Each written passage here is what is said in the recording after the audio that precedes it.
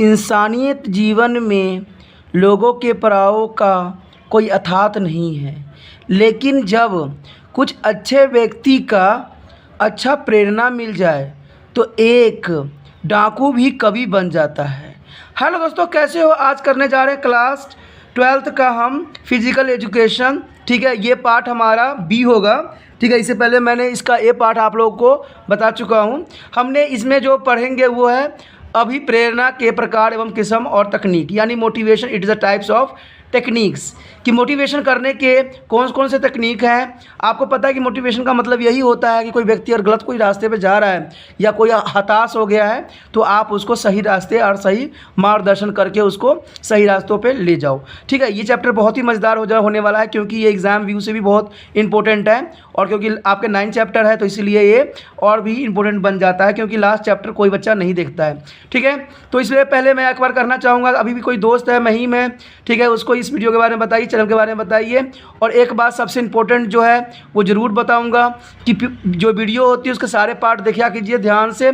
आपको एग्ज़ाम के लिए कोई इतना लंबा चौड़ा प्रोसेसिंग करने की ज़रूरत नहीं पड़ेगा, ना फालतू के आपको कुछ और चीज़ देखने की ज़रूरत पड़ेगा। ये मेरा विश्वास, अगर एक बार आप समझ लीजिए, अगर मेरी जो वर्डिंग लिखी होती है उसको लिख लीजिए, मेरा विश्वास है चैप्टर आपको 100% तैयार हो जाएगा। ठीक है, चलिए हम हमारा चैप्टर स्टार्ट करते हैं। हमारे चैप्टर में क्या है, इसमें कहा गया है कि मोटिवेशन यानी अभिप्रेरणा के प्रकार और किस्म तकनीक के बारे में हमने चर्चा करना है। तो सबसे पहले यही आता है कि अभिप्रेरणा किसी भी उपलब्धि में एक महत्वपूर्ण कुंजी है, चाहे वो अकादमिक या शारीरिक शिक्षा और खेलों में भागीदारी हो।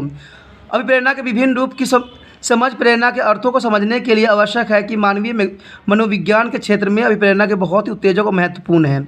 अभिप्रेरणा का मानव जीवन पर बहुत ही गहरा प्रभाव पड़ता है।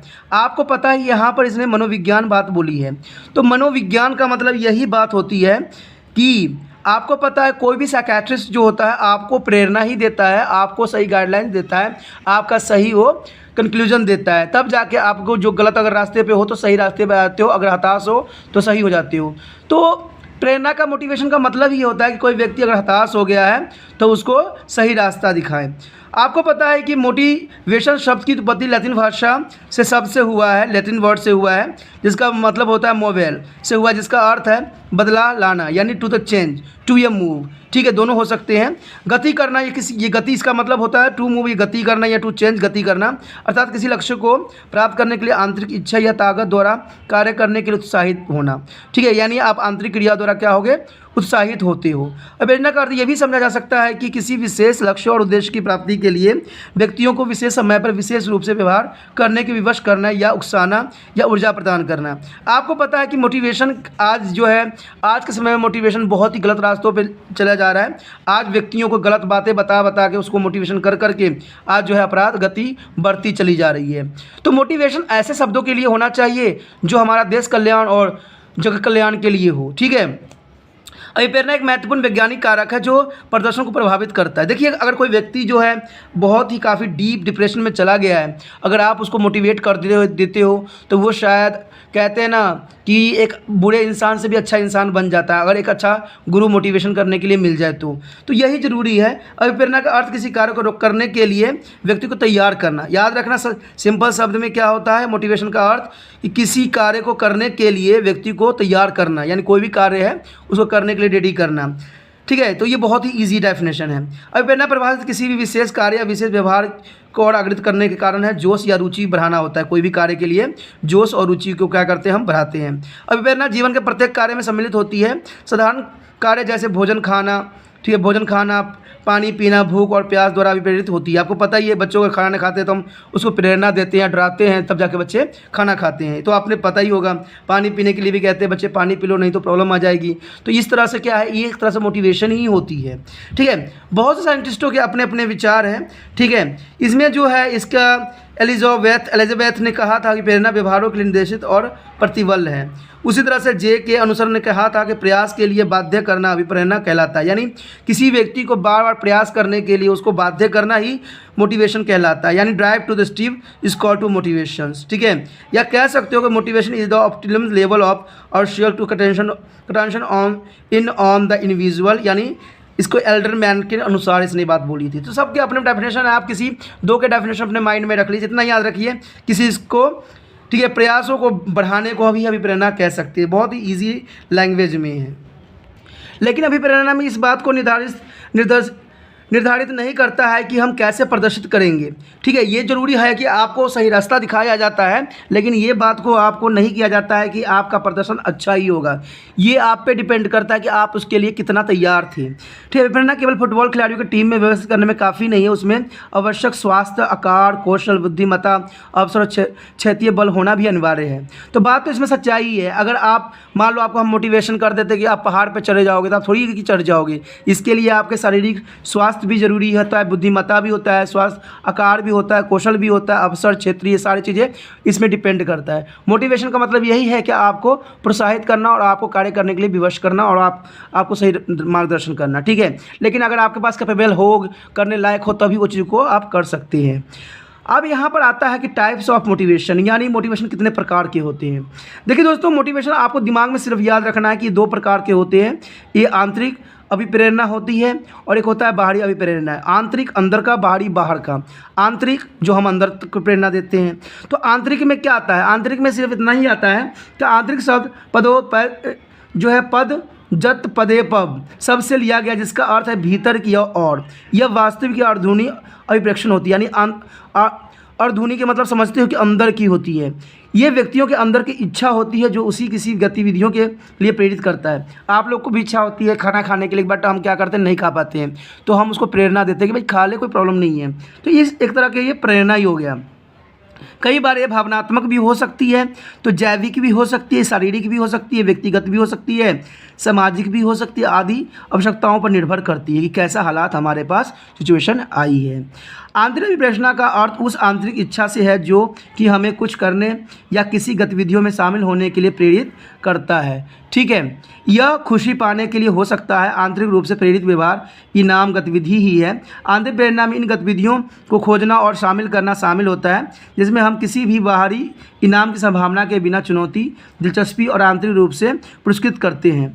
यानी आपको ये होता है कि आप कोई भी कार्य कर रहे हो तो वो अपनी इच्छाओं से और अपने लिए कर रहे हो। उपयुक्त और सुखद कार्य और गतिविधियों के माध्यम से व्यायाम करना, आसानी क्षमता की खोज करने वाले लोग प्रेरणा का एक उदाहरण है जो भीतर से उभर रहा है। इसे आंतरिक प्रेरणा कहते हैं, यानी बंदों को आंतरिक जो उसके अंदर उभर रहा है, धीरे धीरे वो नए गतिविधियों में शामिल हो रहा है। तो इसका मतलब है कि आपने उसको मोटिवेट करके आंतरिक प्रेरणा दिया है। दूसरा जो हमारा है दोस्तों वो है बाहरी अभिप्रेरणा, यानी एक्साइटिक्स मोटिवेशन। ये आप समझ सकते हो, बाहरी मतलब होता है ऊपरी। जैसे बाहर शब्द लैटिन शब्द एक्सोस्टेसिस से लिया गया, जिसका अर्थ है बाहर की ओर। यह हमेशा बाहर से होता है। यह तब होता है जब कोई बाहरी कारक किसी व्यक्ति को दूसरे कुछ करने के लिए तैयार करते हैं। कुछ व्यक्ति को हम बाहरी तौर से तैयार करते हैं। ये प्रेरक करके किसी पुरस्कार दिलवा सकता है, इनाम, सामाजिक पहचान, नौकरी, अध्यापक, माता पिता के रूप में हो सकते हैं। जैसे आप किसी को बाहरी तौर पे कहते हो भाई काम कर ले, या ये कर ले, या नौकरी देते कर ले, तो इससे क्या होता है, हम उसको बाहरी तौर से उसको प्रेरणा दे रहे हैं। इस प्रकार की प्रेरणा को बाहरी अभिप्रेरण कहा जाता है। इस प्रकार के पुरस्कार व्यक्तियों को खुशी और मानसिक संतुष्टि प्रदान करते हैं। बाहरी तत्व व्यक्तियों के व्यवहार में परिवर्तन करते हैं और व्यक्ति किसी गतिविधियों में रुचि लेना आरंभ कर देता है। यह किसी पुरस्कार या सामाजिक लोकप्रियता, नगद इनाम आदि के लिए हो सकते हैं। जब व्यक्ति इस सभी में रुचि लेता है तो इसका अर्थ है कि व्यक्ति बाहरी रूप से प्रेरित हो रहा है। यह सहज आग्रह, वजह या पदक या पुरस्कार जीतने के लिए खेलों में भागीदारी बाहर प्रेरणा का उदाहरण होता है। आपने देखा होगा किसी व्यक्ति को हम क्या करते हैं, बाहरी तौर से उसको उत्साहित करते हैं जिससे कि वो कार्य कर सके। उसके बाद दोस्तों हमारे पास आता है खेलों में अभिप्रेरणा या प्रेरणा की तकनीक, यानी techniques of motivation in sport. Techniques of motivation in sport, इसे आप समझ गए होगा कि क्या मैं कहना चाहता हूँ। खिलाड़ियों के लिए अभिप्रेरणा के विभिन्न तकनीकों का प्रयोग करते हैं। वो आपको पता ही है कि तरह तरह के खेलों का प्रयोग करते हैं। ये जो खेल कीड़ा होती है उसमें उन्होंने उच्चतम स्थिति प्राप्त करने में सहायता होती है। ठीक है, टेक्निक जो होती है उनको उच्चतम स्थान प्राप्त करने के लिए सबसे आसान तरीका होता है। आपको भी पता है अगर आपके पास टेक्निक नहीं है तो क्या आप खेल में अच्छा प्रदर्शन कर पाओगे? आप प्रदर्शन करोगे तब ना कि तब जब आपके पास टेक्निक होगी। कोई भी चीज़ टेक्निक से की जाती है, चाहे पढ़ाई हो चाहे कोई भी हो। अगर आप टेक्निक से याद करते हो तो छोटे छोटे पॉइंटों से याद करते हो तो हो सकता है कि आपके अच्छे नंबर या अच्छा परसेंटेज चला जाए। लेकिन आप रटने में बैठे हुए हो, ना समझ रहे हो ना कुछ, तो शायद इससे आपको प्रॉब्लम बढ़ता ही चला जाएगा। सबसे पहले इसमें जो आता है हमारा टेक्निक्स ऑफ मोटिवेशन में, वो होता है संज्ञानात्मक दृष्टिकोण, यानी कॉन्सेप्टिव अप्रोच। आपको संज्ञानात्मक दृष्टिकोण होना बहुत जरूरी है, ठीक है। इसके लिए हम क्या कहते हैं, प्रेरणा के संज्ञानात्मक दृष्टिकोण आपके प्रेरणा को समझने के लिए आपको विचार, विश्वास और दृष्टिकोण पर निर्भर करना पड़ता है, कि विचार भी करना पड़ेगा, विश्वास भी करना पड़ेगा, दृष्टिकोण भी आपको अच्छे रखने पड़ेंगे। ये मानते हैं कि व्यवहार सक्रिय प्रसंस्करण और सूचना की व्याख्या में परिणाम स्वरूप निर्देशित होती है। अभिप्रेरणा को प्रक्रिया को एक अपने आप जन्मजात घटना के रूप में नहीं देखा जा सकता है, बल्कि उसकी जानकारी के आधार पर व्यवहार को एक क्रम और घटना के रूप में देखा जाता है। पिछले अनुभवों के आधार पर अपेक्षित विशेष लक्ष्यों को प्रति व्यवहार को निर्देशित करती है। संज्ञानात्मक प्रेरणा सिद्धांत की महत्वपूर्ण अवधारणाओं को प्रत्यक्ष मूल्य सिद्धांत और लक्ष्य निर्धारण सिद्धांत शामिल होता है। कहते हैं 1964 में मिस्टर एच मूस द्वारा प्रस्तावित एक्सपोनेंशियल थ्योरी उस व्यवहार प्रक्रिया को व्याख्या करती है जिसमें एक व्यक्ति दूसरे व्यक्ति को व्यवहार का विकल्प का चयन करता है और यह निर्णय उनके लक्ष्य को प्राप्त करने के उद्देश्य को संबंध में कैसे किया जाता है इस बात पर डिपेंड करता है। उसके बाद दोस्तों है इसमें कि हमारा इसके लिए सबसे इम्पोर्टेंट है, अगर आप संज्ञानात्मक दृष्टिकोण रखते हो तो सबसे पहले तो आपको लक्ष्य निर्धारण करना बहुत ज़रूरी है, यानी गोल सेटिंग होना आपके लिए बहुत इंपॉर्टेंट है। अगर लक्ष्य निर्धारित नहीं है तो आप शायद उस कार्य को पूरा न कर सको, ठीक है, क्योंकि अगर आप जब तक अपना गोल नहीं रखोगे तो आप कैसे कर लोगे। कहते हैं कि गोल जितना सही रहता है उतना अच्छा रहता है, क्योंकि गोल अगर आपने शुरू से नहीं बना रखा है तो आप जाओगे कहाँ, आप तो इधर उधर भटक रहे होगे। तो क्या यही कहा गया कि लक्ष्य निर्धारण करना और प्रेरणा की एक अति लाभदायक तकनीक है। यदि आप लक्ष्य निर्धारित नहीं करते हो तो आप जीवन में विशिष्ट स्थिति प्राप्त नहीं कर पाओगे, जो मर्जी आप कर रहे हो आपको अच्छा स्थान प्राप्त नहीं होगा। अंततः खिलाड़ियों को कुछ उद्देश्यों को निर्धारित करने के लिए उत्साहित करना चाहिए, परंतु यह उद्देश्य लंबे समय के लिए और प्राप्त करने योग्य होने चाहिए। उन्हें अपनी क्षमताओं और योग्यताओं के अनुसार निर्धारित करना चाहिए। उदाहरण, यदि एक खिलाड़ी ओलंपिक खेलों में स्थान प्राप्त करना चाहता है तो उसे मध्यम और लघु काल के लिए लक्ष्य निर्धारित करना चाहिए, जिसमें एशियाई खेलों और राष्ट्रीय खेलों के स्थान प्राप्त करना शामिल है। इसका मतलब क्लियर हो चुका है कि अगर आपको इंटरनेशनल खेल में अगर विजय प्राप्त करना है तो पहले आपको छोटे लेवल के खेल खेलना पड़ेगा। जब छोटे लेवल पे आप काफ़ी कुशल हो जाओगे, आपकी गलतियों का सुधार हो जाएगा, तो आप नेशनल खेलोगे तो 100% है जो कि आपके अच्छे से अच्छा जो हो उसमें प्राप्त होगी। इस जो है लक्ष्य निर्धारित आधार पर नियंत्रण रखना बहुत ही ज़रूरी होता है। उसके बाद हमारा दूसरा पॉइंट जो है वो कहता है शिक्षा शास्त्रीय दृष्टिकोण, यानी पेडागोजिकल अप्रोच। पेडागोजिकल अप्रोच में देखते हैं दोस्तों क्या है। इसमें इतना ही कहा गया कि शिक्षा शास्त्र का अनुशासन है जिसमें सिद्धांत और अभ्यास शामिल होता है, और सबसे अच्छा ये बात होती है कि खेल प्रशिक्षण में उपयोग किए जाने वाले शिक्षण कोचिंग शिक्षा शास्त्र एथलीटों के वंदित व्यवहारों को निर्देशित इसमें की जाती है, कि उनका व्यवहार कैसा रहेगा इस बात को निर्देशित की जाती है। बनाए रखने में काफ़ी हद तक जिम्मेदार होती है इस चीज़ों के लिए। प्रशिक्षण सुखद बनाना, निर्णय लेने में एथलीटों को आकर्षक बनाना, एथलीटों को बहुमूल्य प्रतिक्रिया प्रदान करना, प्रेरणा के लिए आवश्यक घटना देना, उदाहरण देना, एग्जाम्पल देना। तो कुछ जो मोटिवेशन उन्हीं के है जो शिक्षा शास्त्रीय दृष्टिकोण के अनुसार, ठीक है। तो इसमें ही आप देखोगे शिक्षा शास्त्रियों यानी जो शिक्षा देते हैं उनके भी अच्छे दृष्टिकोण होना चाहिए, और वो उनका जो होना चाहिए मेनली मोटिवेशन कि जो खिलाड़ी है उसमें अच्छे से अच्छे उनके प्रतिभा को तराशा जा सके। तो सबसे पहले तो तराशने के लिए हमने यही देना है कि निर्देशित खोज विधि, यानी सबसे पहले तो आपको खोजने की ज़रूरत है। आपने देखा होगा कि आईपीएल मैच में जो खिलाड़ी चयन की जाते हैं पहले छोटे मोटे लेवल पे उनको खिलाया जाता है। आपको पता ही होगा कि हर स्टेट पे खिलाया जाता है, वहाँ से जो बेस्ट विकेटर हो या बॉलर हो या बैटर हो उनको सिलेक्शन की जाती है, तब जाके उसको आईपीएल में खिलाया जाता है। तो कोई भी खिलाड़ी को चयन करने का भी गुरु का ही सबसे बड़ा साधन होती है, और गुरु ही जो है उसको परख सकता है कि इसमें क्या मतलब गुण होनी चाहिए। तो सबसे पहले आता है निर्देशित खोज विधि, यानी गाइडेड डिस्कवरी मेथड। ये जो है गाइडेड डिस्कवरी एक शिक्षण और सिखाने के माहौल को संदर्भित करता है। यहाँ छात्र सक्रिय रूप से ज्ञान की खोज में भाग लेते हैं, ठीक है। एथलीट्स अत्यधिक प्रेरित होते हैं यदि उन्हें समस्याओं का समाधान करने की अनुमति दे दी जाती है, बजाय इनके कि उन्हें केवल निर्देश के अनुसार काम करने के लिए कहा जाता है। एथलीटों को निर्णय लेने में संलग्न करने के अवसरों के साथ सहकारी शिक्षण प्रेक्षण की दिशा में एक प्रभावशाली नीति बनाई जाती है कि उनको कैसे निर्देशित करें, कैसे समझाएं कि वो जो है अपने चीज़ों में बेस्ट से बेस्ट देने की कोशिश करें। उसके बाद दोस्तों है कि कीमत प्रक्रिया प्रणाली, यानी वैल्यूएबल फीडबैक सिस्टम। एथलीट्स को लंबे समय तक कड़ी मेहनत करने के लिए राजी करने के लिए उन्हें एक मजबूत समर्थन प्रणाली प्रदान की जाती है। फीडबैक शिक्षक और कोच छात्रों को एथलीटों को प्रदान करते हैं जो सही शिक्षा और खेल सेटिंग में उनकी उपलब्धियों को प्रभावित करते हैं। प्रतिक्रिया प्रदान करना प्रभावी प्रेरणा की और एक प्रभावी साधन है, यानी एक बहुत ही प्रभावशाली साधन है कि कीमती यानी उसकी वैल्यूएबल फीडबैक कैसे ली जाती है। ठीक है, तो ये बहुत काम की चीज़ें हैं। उसके बाद है मनोरंजन आधारित प्रशिक्षण, फन बेस्ड ट्रेनिंग। इसमें यही बात होती है कि उच्चतम स्तर पर प्रदर्शन करने के लिए एथलीट के लिए प्रशिक्षण चुनौतीपूर्ण और कार्य उन्मूलन होना चाहिए। हालांकि एथलीटों को प्राप्त ड्राइव और ऊर्जा प्रदान करने के लिए उन्हें लंबे समय तक बनाए रखने के लिए प्रशिक्षित विधियों का मज़ेदार और सुखद होना चाहिए। मान लीजिए हम ट्रेनिंग दे रहे हैं तो इनका ये नहीं है कि आप करे से करे ट्रेनिंग दें, उनको मज़ेदार और फ़नी ट्रेनिंग बनाइए, जिससे क्या हो कि वो मज़े से भी कर ले और सीख भी जाएँ। बहुत से फिल्मों में आपने देखा होगा कि लोग क्या करते हैं कि कुछ सिखाने के लिए, ठीक है, सिखाने के लिए टेक्निक बताते हैं, वो उसको कुछ और काम करवाते हैं और सीख कुछ और रहे होते हैं, और बाद में देखते हैं कि हाँ सच्ची में उसके पास वो गुण आ चुका है। बहुत से आपने देखा होगा, इसमें कोई शक नहीं है, कोई दो राय नहीं है। ठीक है, तो एक मज़ेदार वातावरण बनाने में आनंद का स्तर बढ़ता है, प्रशिक्षण भार की निरंतर मांगों को कम करता है, अंततः यह प्रदर्शन में बहुत काफ़ी सुधार भी करता है। ठीक है, तो ऐसे ऐसे चीज़ें जो है आप कर सकते हो। एक ठीक है, उसके बाद है व्यक्तिगत प्रशिक्षण कार्यक्रम यानी इंडिविजुअल ट्रेनिंग्स यानी ITP। ठीक है, प्रत्येक एथलीट विभिन्न एथलीट्स विभिन्न प्रकार के प्रशिक्षण मार्गों को अलग अलग प्रक्रिया देते हैं। व्यक्तिगत प्रशिक्षण कार्यक्रम को विकसित करना महत्वपूर्ण है, जो एथलीटों को अपना लक्ष्य, चुनौती और कठिनाई स्तर निर्धारित करने में मदद करते हैं, जो न केवल उन्हें बर्न आउट से बचाने में मदद करेगा बल्कि उन्हें प्रेरणा भी रखेगा कि भाई कैसे हमें इसको करना है। उसके बाद है सामाजिक मदद रणनीति यानी सोशल सपोर्ट स्टेज, यानी खेलों में व्यायाम और भाग लेना एथलीटों के आसपास के लोगों की धारणा को बहुत ही प्रभावित होती है। सहकारी समूह परिवार सदस्यों को और दोस्तों को सकारात्मक सामाजिक समर्थन में स्वास्थ्य आदतों और विकसित करने में व्यायाम के कार्यों को बनाए रखने के लिए बहुत ही इंपॉर्टेंट होती है। ठीक है, एथलीट्स को प्रदान किया गया सामाजिक समर्थन उसे खेल व्यवहार को दृष्टि के लिए बनाए रखने में काफ़ी मदद मिलती है। हमेशा जो है जो व्यक्ति खिलाड़ी है उसको प्रोत्साहन देना बहुत ही ज़रूरी होता है। इससे क्या होता है, उसको अपना जो खेल प्रक्रिया है उसको बनाए रखने में बहुत ही मदद मिलती है।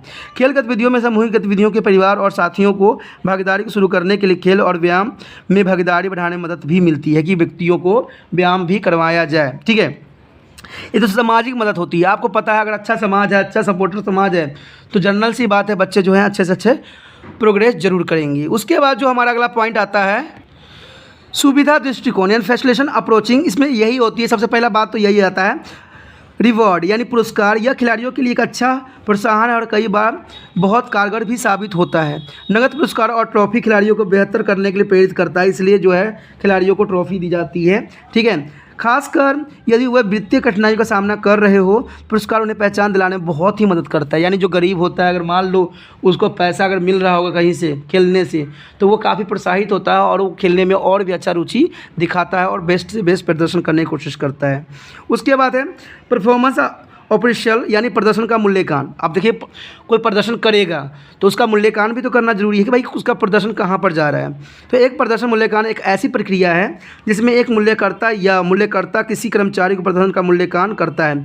अधिक विशेष रूप से एक प्रदर्शन मूल्यांकन अवधि के दौरान मूल्यकर्ता किसी व्यक्ति के प्रदर्शन का निरीक्षण करे, उसके साथ बातचीत करे और उसका मूल्यांकन करे। ये एथलीट्स के बीच आत्मविश्वास के साथ भविष्य की कार्रवाई और उत्कृष्टता को खोज के लिए ड्राइव बनाता है। ये उन निर्देशित और कार्य को सुगम बनाता है।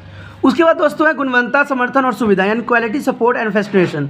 ये भी बहुत ज़रूरी है। गुणवत्ता तो आप समझ ही चुके होंगे, क्वालिटी, किसी में क्वालिटी लाना बहुत ही ज़रूरी है। किसी कार्रवाई के लिए प्रेरणा की राशि को प्रभावित होती है, एथलीट्स के लिए सुविधा उपलब्ध कराई गई है। ठीक है, और लेकिन प्रभाव तभी बड़ा होता है जब समर्थन और गुणवत्ता उच्च स्तर की होती है। एथलीटों को वांछित व्यवहार को प्रदर्शित करने वाले या प्रभावित करने वाले कारकों का अध्ययन, निदान और उच्चतम मानकों के व्यवहारों में रखरखाव को सुनिश्चित करने के लिए उचित समर्थन प्रदान करने की भी आवश्यकता है। अगर कोई आप गुणवत्ता उसमें लाना चाहते हो तो उसको हर तरह के सपोर्ट देना बहुत ज़रूरी है। अगर आप सपोर्ट नहीं दे रहे हो तो खिलाड़ी जो है उसकी मानसिकता पर बहुत बुरा असर पड़ता है। ठीक है, तो ये तो था हमारा कुछ प्रभाव है। अब उसके बाद है प्रेरणा और खेल, मोटिवेशन एंड स्पोर्ट। आपको पता ही होगा कि प्रेरणा सभी एथलीट प्रयास और उपलब्धि की नींव होती है, क्योंकि प्रेरणा नहीं रहती तो कैसे कर पाओगे। आप जितना भी खिलाड़ी देखोगे वो मोटिवेट जरूर होता है।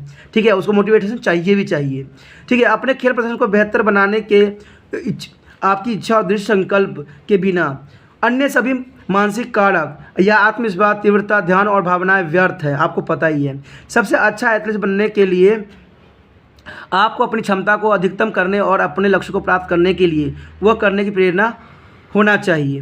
प्रेरणा खेल में व्यवहार का एक मुख्य निर्धारक है। यह एक जटिल निर्माण है जिसमें एथलीटों को प्रयासों को शुरू करने और निर्देशित करने, बनाए रखने और समाप्त करने के लिए विविध और गतिशील उद्देश्य होते हैं। एथलीट आंतरिक और बाहरी कारकों या दोनों के संयोग के प्रेरित हो सकता है। देखिए, जो कोई भी खिलाड़ी है वो आंतरिक भी हो सकता है प्रेरित और बाहरी भी हो सकता है, इसलिए इन दोनों के महत्व को आंका जाता है और दोनों का महत्व बहुत ही इंपॉर्टेंट रखता है खिलाड़ियों के प्रेरणा के लिए। कहते जो संदर्भ समय के अनुसार भिन्न हो सकते हैं। उदाहरण के लिए यदि कोई एथलीट मनोरंजन और आनंद के लिए खेलों में भाग लेता है तो वो कोई व्यक्ति अपने व्यायाम और फिटनेस सेशन को जारी रखता है, क्योंकि यह संतुष्टि और चुनौती का प्रभाव प्रदान करता है। आपको दोस्तों शायद बात को पता भी होगा कि हमारा ये जो खेल प्रक्रिया है, ये खेल प्रक्रिया ऐसा चीज़ होता है ना जिसमें आपको हानि कभी नहीं होता, आपको सिर्फ फ़ायदा ही होता है। क्यों? क्योंकि आपको पता ही है इससे आपको पैसे तो मिलते ही मिलते हैं, प्लस आपके शारीरिक फिटनेस भी बना रहता है। तो ये चीज़ें जो है बहुत इंपॉर्टेंट है, तभी आप देखते हो कि खिलाड़ी हर कोई व्यक्ति बनना चाहता है, बनना भी चाहिए। ठीक है, तो उन्हें आंतरिक प्रेरणा करके रूप में पहचाना जा सकता है। दूसरी ओर एक एथलीट नगद पुरस्कार, ट्रॉफी, नौकरियाँ, पदोन्नति, यहाँ तक कि कम मूर्त पुरस्कार जैसे प्रशंसा और स्थिति जैसे विभिन्न प्रोत्साहन कारण खेलों में भाग लेता है। ये तो पता ही है, कोई भी ऐसे भाग नहीं लेता, उसको पुरस्कार, ट्रॉफियाँ, नौकरियाँ, पदोन्नति इन चीज़ों के लिए ही भाग लेता है। तो उन्हें प्रेरणा को बाहरी कारकों के रूप में पहचाना जा सकता है। ये तो चलिए बाहरी है, ठीक है, जो बाहरी की बातों को लाता है। भले ही व्यायाम करने और खेलने में भाग लेने का मकसद सजा से बचना होता है, यह बाहरी प्रेरणा का एक रूप भी हो सकती है, क्योंकि यह एक बाहरी शक्ति है जो किसी व्यक्ति के भागीदारी व्यवहार को प्रदर्शित करती है। ठीक है, हालांकि बाहरी पुरस्कार का अत्यधिक उपयोग या अधिक ध्यान वास्तव में आपको प्रेरित कर सकता है, लेकिन आपको प्रदर्शन को नकारात्मक रूप से भी प्रभावित करता है। देखिए, कोई भी चीज़ का ना पॉजिटिव वेस है तो उसका नेगेटिव वेस भी बनती है। ठीक है, अगर नकारात्मक है तो सकारात्मक भी रहेगी। जब आपकी प्राथमिक प्रेरणा बाहर होती है तो वो आपके अधिक मात्रा में प्रत्याशित दबाव और चिंता महसूस कर सकते हैं। अंततः एथलीटों को साथ अपनी तुलना प्रतिक्रिया रूप से कर सकते हैं। अपने आत्ममूल्य का अवमूल्यन कर सकते हैं। विफलता में निपटना मुश्किल हो जाता है, क्योंकि विफलता देखिए सबको रहता है, और इसमें भी जो अपने आप को समेट लेता है वही सबसे अच्छा खिलाड़ी माना जाता है। यह अपने खेलों को काम की तुलना में अधिक देख सकते हैं। अब इन चीज़ों से हम यही निष्कर्ष निकाल सकते हैं कि कहा जाता है कि उच्च बाहरी और उच्च आंतरिक प्रेरणा की एक साथ उपस्थिति के व्यास को एथलीटों के लिए सबसे सकारात्मक लाभ मिलने की संभावना रहती है, क्योंकि इसमें आप आंतरिक और बाहरी दोनों तरह से आप उसको संभावित करते हो। लेकिन यह महत्वपूर्ण है कि बाहरी उद्देश्यों को उच्च आंतरिक प्रेरणा को एक मजबूत नींव पर शोषित किया जाए। यानी नींव इसकी जो होनी चाहिए बहुत मजबूत होनी चाहिए। जिसकी नींव बहुत मजबूत होती है वो 100% आगे अच्छा से अच्छा कोशिश करता है। उच्च आंतरिक प्रेरणा के बिना चोट और गैर चयन पदोन्नति जैसी समस्या का सामना करने में एथलीट्स को बाहर होने की संभावना बनी रहती है। तो इन चीज़ों के लिए क्या है, मोटिवेशन बहुत ज़रूरी है। ठीक है दोस्तों, मैं यही कहना चाहूँगा, ये हमारा जो था बी पार्ट था, हम अगले सी पार्ट में मिलेंगे। अगर अभी भी लाइक शेयर नहीं की हो तो कर दीजिए, ठीक है, और अपने दोस्तों से भी ये वीडियो को शेयर कीजिए। हम अगले वीडियो मिलेंगे दोस्तों इसके सी पार्ट में। ओके दोस्तों, बाय।